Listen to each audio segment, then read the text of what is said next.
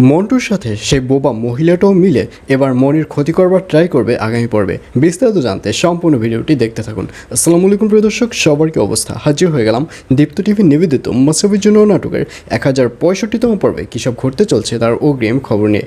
এই পর্বটিকেও মিস করবেন না, কারণ এই পর্বে আপনারা দেখতে পারবেন অবশেষে রুনা ম্যামকে দেখা যাবে সে মানসিক ডক্টর অর্থাৎ ছদ্মবেশী দাদাভাইয়ের কাছে যাবে, এবং দাদাভাইয়ের সাথে যখন তার দেখা হবে তখন রুনাকে দেখা যাবে সে দাদাভাইকে চিনতেই পারবে না, এবং এক পর্যায়ে দাদাভাই রুনার দিকে তাকাবে না, সে অন্যদিকে তাকিয়ে একটি সোফা দেখিয়ে দেবে, বলবে আপনি ওখানে শুয়ে পড়ুন, আপনি শুয়ে পড়লেই বুঝতে পারবো যে আপনার মানসিক অবস্থা কেমন। আর এই কথা শুনে রুনা অবাক হয়ে যাবে। রুনা মনে মনে ভাববে এ কি আসলেই ডক্টর নাকি দরবেশ। এটি ভেবে রুনাও ওখানের যে একটি সোফা রয়েছে সেখানে শুয়ে পড়বে, এবং এক পর্যায়ে দাদাভাই বলবে আপনার মনের অবস্থা তো খুবই খারাপ, আপনার মানসিক অবস্থা তো মোটেই ভালো না।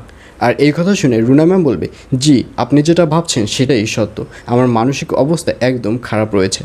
আর এই কথা শুনে দাদাভাই আরও বেশি আন্তরিকতা হওয়ার ট্রাই করবে।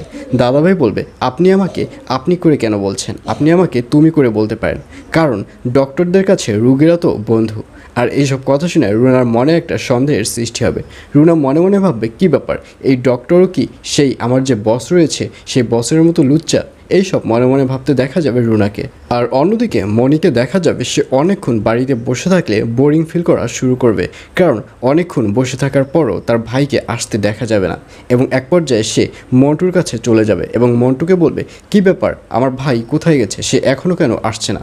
তখন মন্টু বলবে সে আসলে গঞ্জে একটা সালিশিতে গেছে, সালিশিতে হয়তো কোনো ঝামেলা হচ্ছে, এর জন্য তার আসতে দেরি হচ্ছে, আপনি মোটেও টেনশন করবে না, সে তাড়াতাড়ি চলে আসবে।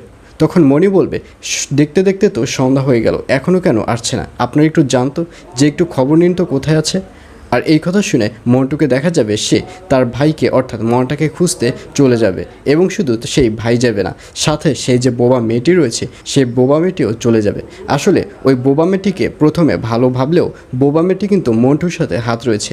বোবা মেয়েটিও খুব ভালো করেই জানে যে মন্টু ওই তার ভাইকে অর্থাৎ মন্ডাকে গুম করে ফেলেছে এবং অতি শীঘ্রই মন্ডাকে মেরে ফেলবে, কিন্তু এই ব্যাপারটি মনিকে কিছুতেই বুঝতে দেবে না ওই বোবা মেয়েটি।